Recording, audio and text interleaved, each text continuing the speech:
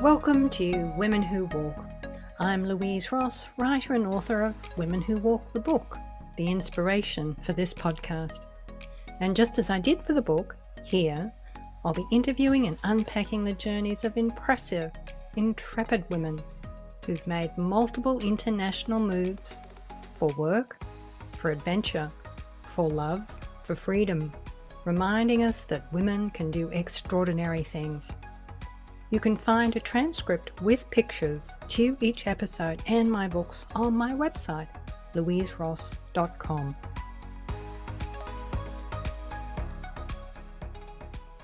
Hello listeners, welcome to episode 21 of Women Who Walk. My guest today is Doreen Cumberford.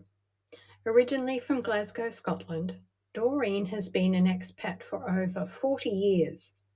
She has moved 37 times, living in 8 countries on 4 continents, plus the country moves she and her husband have made more recently as international house sitters. She has a background in business administration, which she put into practice working for the British Foreign and Commonwealth Office in London and Cameroon, West Africa. This was followed by 3 years in Dubai, 10 years in the US, 2 years in Japan, and then Saudi Arabia, where she lived for 15 years as an accompanying spouse to her American husband, and where they raised their daughter. Returning to the US in 2010, she repurposed her expat experiences and launched her career as a cross-cultural trainer, consultant, coach, and writer.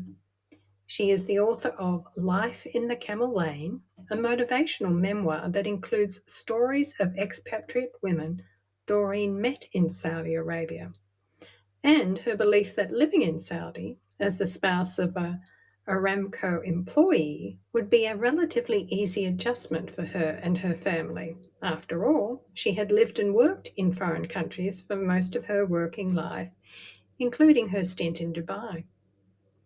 Doreen and I are both members of and volunteers for FIGT.org, or Families in Global Transition, a welcoming forum for globally mobile individuals and families. This year, we'll both be presenting at the FIGT virtual conference in March. My presentation is titled Let's Talk Expat Men, and it draws on the stories that appear in my book, The Winding Road to Portugal. 20 men from 11 countries share their stories. The sequel and companion read to Women Who Walk, how 20 women from 16 countries came to live in Portugal. Toward the end of my conversation with Doreen, I asked about her presentation, and her response was rather intriguing.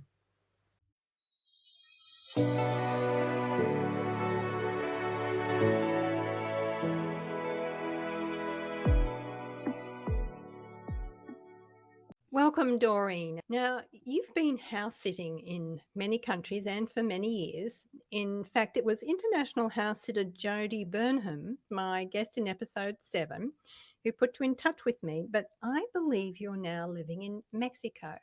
Can you set the scene for us, maybe give listeners a visual sense of where you are? I am in the beautiful highland city in Mexico called San Miguel de Allende. And San Miguel is about 6,700 feet high, similar to my other hopping spot, which is Denver, Colorado. And it's very sunny. And it's an ancient colonial city which was founded in the 1600s. So it's a combination of 2022 and 1616. I actually have been there, and it is a spectacular city. It's a Spanish colonial city. It's a UNESCO World Heritage Site too. You're in a very popular spot because I think there's also a big international community there, isn't there? Yes, there is. And that's one of the things that really is a solace to us is going back to living internationally rather than trying to fit ourselves as round pegs into a square hole and only interacting with one nation. I also heard you say that you're in a highland city. That's a Scottish term. Now, you're originally from Scotland. Perhaps can you tell us a little about your early childhood, where you grew up, and whether you had an inkling as a kid that one day you'd travel and live abroad? I knew from the age of 6 that I would travel and live abroad. It was never in question, never any doubt. I grew up in a sort of a brownstone terrace house in Glasgow, Oh, and lovely. I had a sense that there was other things out there. And what led me to that was the fact that my mother took in Russian lodgers who were KGB agents. Oh, my Now, goodness. KGB sounds very dramatic, but anyone who worked and lived overseas for Russian at that time would have been KGB agents. They wore big coats and furry hats. They spoke a different language, and they wanted my mother to cook different food. And they taught my dad to play chess. They taught me ballet and Russian composers from the age of 6 till the age of 10. So then it was because of their presence in your home and this additional cultural education that really broadened your horizons and opened the door to a different world? Yes, it was. And the fact that my dad had emigrated from Scotland to America as a little boy in 1929. They arrived on the day of the crash. And Mm. he lived in the US for 3 years. So he was very sentimental about the US. He was almost more an American in some respects because he was Mm. very motivational, he was very aspirational, he was over the top positive. Mhm. And I think that that combined with the Russians was the imprint in my very early subconscious mind. And then you ultimately did live in the US, but prior to living there, you began working for the British Foreign Office in London. And then was it that posting that took you abroad to Cameroon in West Yes, Africa, yes. um, and then opened the door for you living abroad, or was it something else? I think that I was really programmed to be moving overseas and going Mm, overseas. yeah. And when you join the British Foreign and Commonwealth Office, that is the anticipation. There was sort of a waiting room to go overseas. And they would cycle all of the diplomats and the diplomatic personnel through the offices in London. And at that time, Beirut and Iran were the top postings where everybody wanted to go. So when Mhm. I was offered Cameroon, West Africa, not a high profile posting, there Mm. was no skiing in the morning and sailing in the afternoon. Did not Right. happen in Cameroon. It Yeah. was a posting that no one else wanted, but I was a French speaker and I jumped at the opportunity rather to sit in that waiting room for another 1 or 2 years. Can you tell us what is the British Foreign Office? It's the equivalent of the State Department. It's just like the American State Department and which houses all of the ambassadors and is in charge of running the embassies and basically oils the wheels of every international relationship that the US enters into. I see. Thanks. That's clear. Um, then West Africa. That is followed by working for corporate America, followed by 2 years in Japan. Were you working for corporate America in Japan? And then where did you live in Japan? And what was that cultural immersion experience like? Well, we lived in a beautiful apartment. We were so lucky. It was a penthouse apartment and it had cathedral shaped triangular windows that faced Mount Fuji. And it was called the Intelligent and Smiling House. And it was a big, heavy block of apartments in the garden of a traditional Japanese house in Yokohama. Hmm. And I was there as a trailing spouse or the accompanying wife at that point Okay. because my husband had been offered a position and was working on a project for Saudi Aramco, the biggest oil company in the world. And this was prior to us going into Saudi. We knew we were going to Saudi eventually. And he was working for JGC, which is a Japanese project management company in construction. And they were upgrading a refinery in Saudi Arabia using the latest technology. So, from West Africa to the US to Japan to the Middle East, where you were for 15 years in Saudi Arabia. These are all extremely different cultures. The adjustments to the countries and cultures must have been enormous. Yes, it was. And I love to speak and write and teach about that. I think that that is the best education system for anyone is to learn the skill of adaptability and apply your aspirations in a new culture. A decade and a half in Saudi Arabia, I know it resulted in you writing Life in the Camel Lane, but can you tell us in what ways did it challenge and change you? I usually talk about it in terms of the 15 years that we were there. I went as an accompanying spouse. I thought I was prepared because I lived in the Middle East a decade before when I lived in Dubai as a single woman. But Saudi is a very, very unique proposition in so many aspects. And so the first 5 years were really much more challenging than I could ever have anticipated.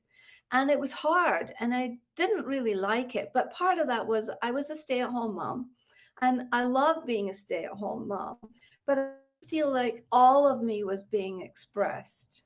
I never felt professionally satisfied. The second 5 years, we were faced with 9/11, the beginning of the war in Iran. It was a very, very traumatic, difficult time in the Middle East for many people. And we were very, very close to Iran. So we had F 16s flying over our house 3 or 5 times every single day, putting on their afterburners. There were some humorous moments, but mostly it was a very challenging environment to live in. But I grew from that. I learned how to adapt to the trauma. And it was wonderful fodder for the book. In the last 5 years, I didn't want to leave because I discovered the value of the lessons I had learned. I was like, wow, we survived and we're beginning to thrive. And sometimes it just takes some of us longer than others to get to that point. When you went to West Africa, and many contemporaries were choosing Beirut, that period of time was also very unsettled in Lebanon. So, despite that you avoided Beirut, you end up in a very unsettled period in the Middle East. Yes, I was in Dubai when the people in the American embassy were captured. We were just a few miles away. We were literally across the straits, which are just 20 or 30 miles. But it still felt different and distant because in those days, we did not have the internet. We did not have access to instant information. And so I feel like I was very fortunate, but I was also very protected by the distance that none of us have the privilege of really enjoying. Would you explain that? Without the internet and without instant news all over the world, it took time for those events to unfold. And even although we were geographically close, I was in Dubai when the embassy in Iran was invaded and those people were taken as hostages. So even though I was physically close, there was a vast distance. And the distance in the old days, I think, was a beautiful protective factor that I we see. no longer have the privilege of enjoying Mhm. because everything can be seen, heard, and experienced in the present moment. And I don't really believe as humans that we were built to withstand that stimulation. You mentioned that somehow you managed to learn how to adapt to the trauma of living with the conflict. Now, these days, we talk a lot about post traumatic stress syndrome, which is, I suppose, a way that we adapt to trauma. How did you adapt? Well, number one, I feel like time is a healing agent. If we are experiencing some sort of trauma, it's important to acknowledge it, recognize it, work with it.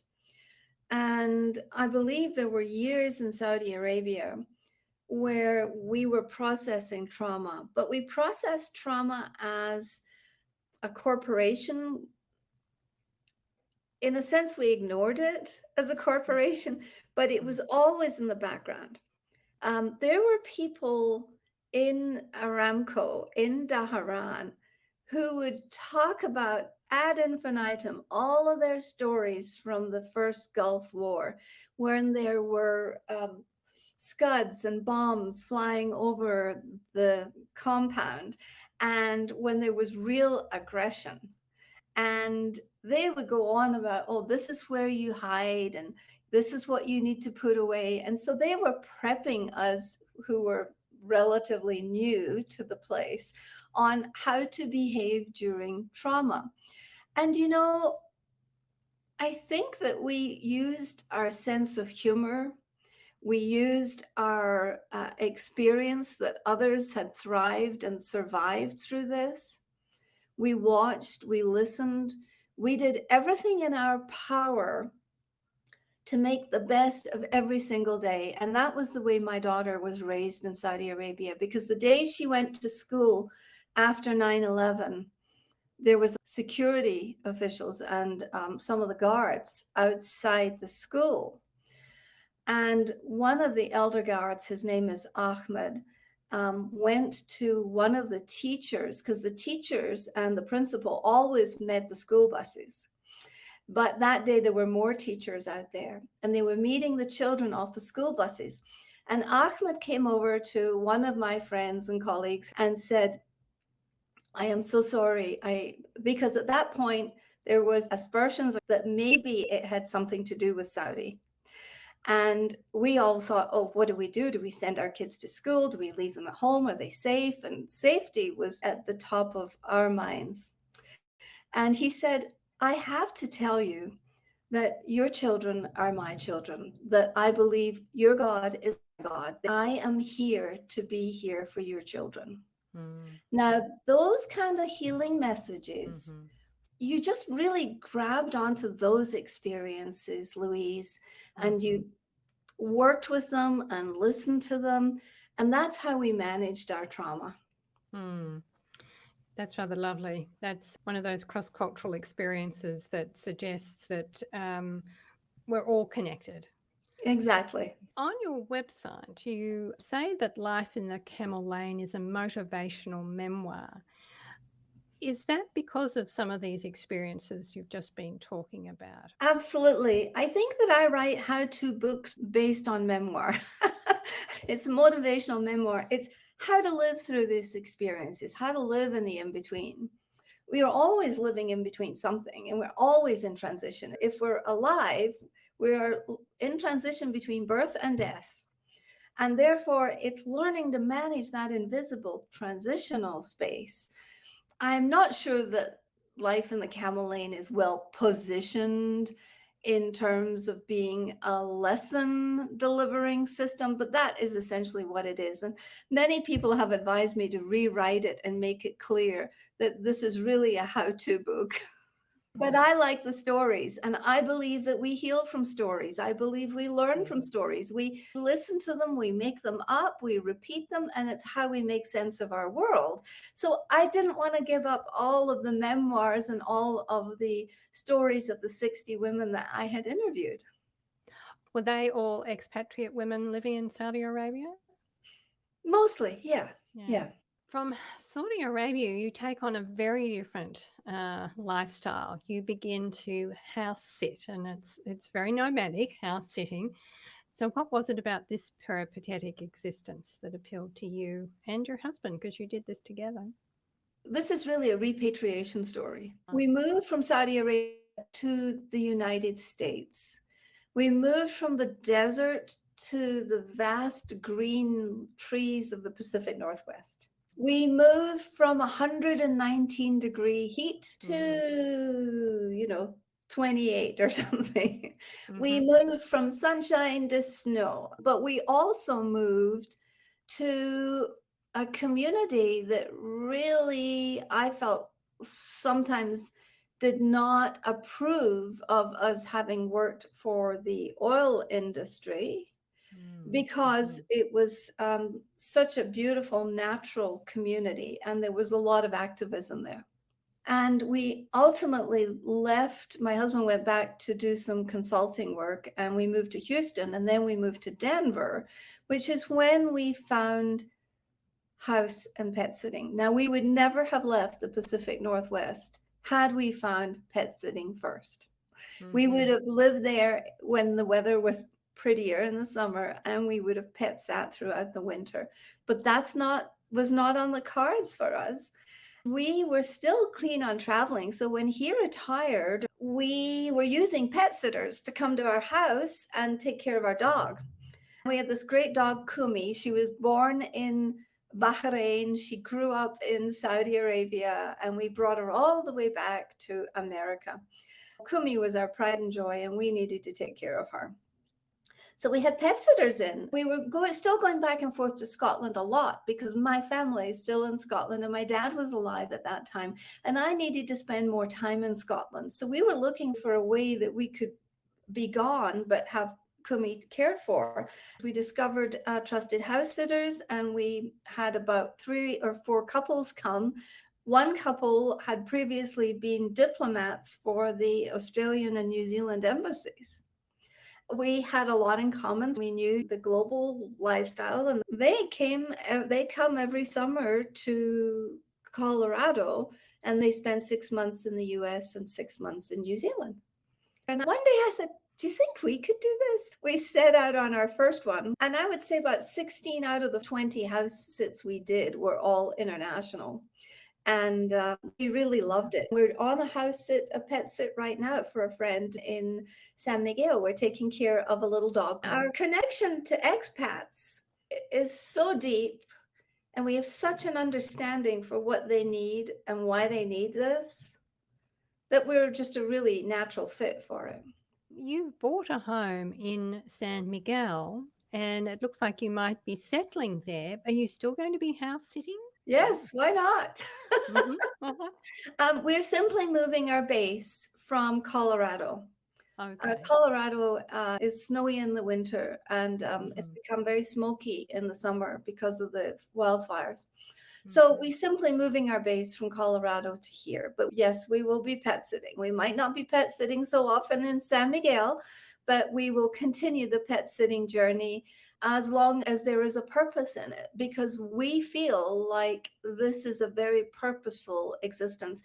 And there's a couple of new books in the making. One is one that I'm working on repatriation, and the next one will be Life in the Pet Sitting Lane. That's a great title. Not the camel lane, but the pet sitting lane. Yeah, and then there's always the one on Life in the Expat Lane, which has yet to be Yes, written. yes, yes. Actually, that reminds me, I think it's a free ebook on your website, Arriving Well, Stories about Identity, Belonging, and Rediscovering Home After Living Abroad. That's about repatriation, isn't it? Yes, it is. It Yeah, is.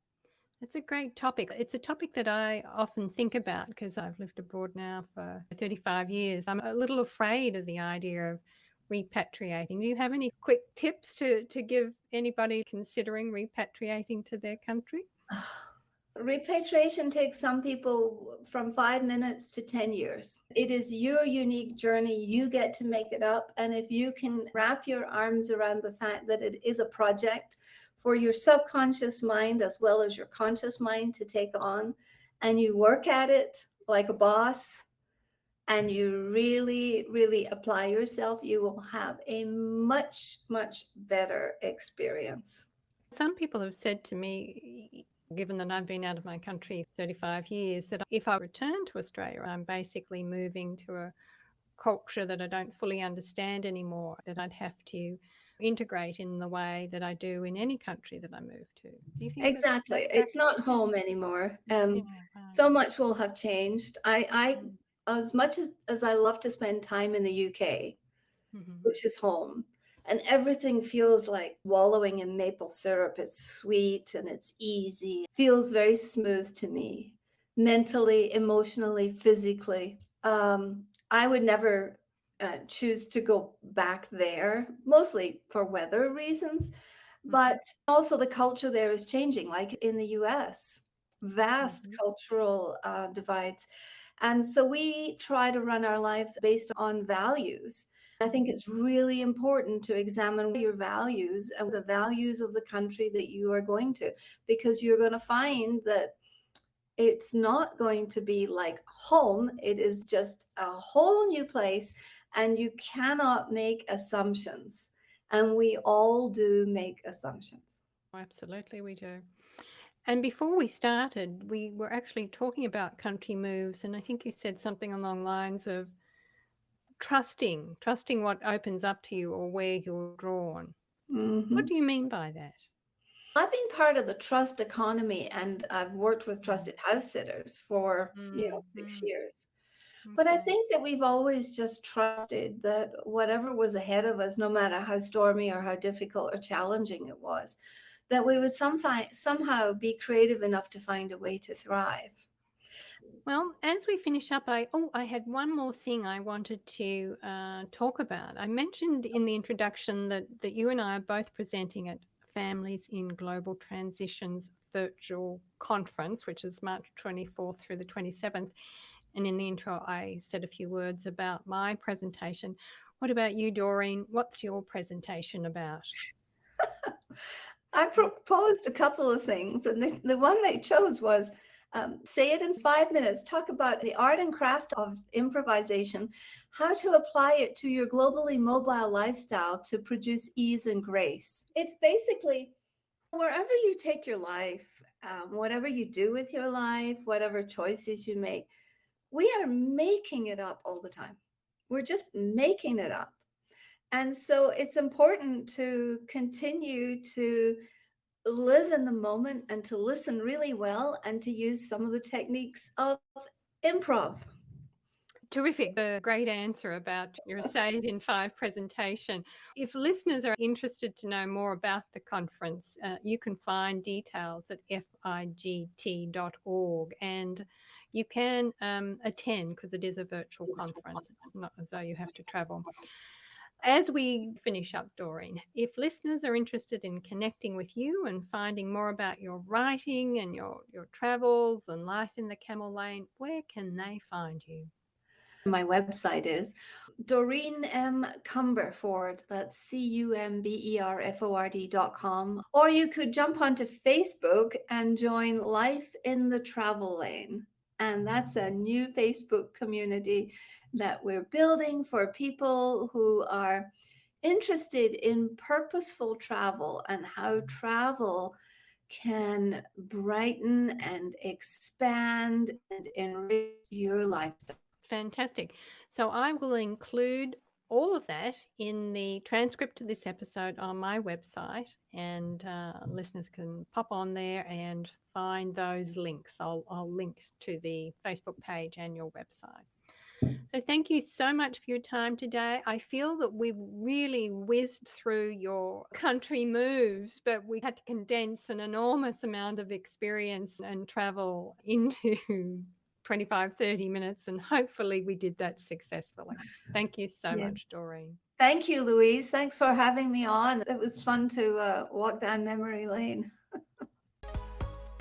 Thank you for listening today.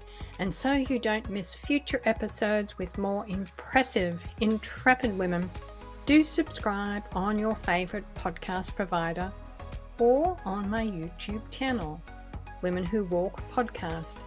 And if you enjoyed this episode, please rate and review Women Who Walk on either Apple or Podchaser. I've linked to them both in the transcript of this episode on my website, louiseross.com.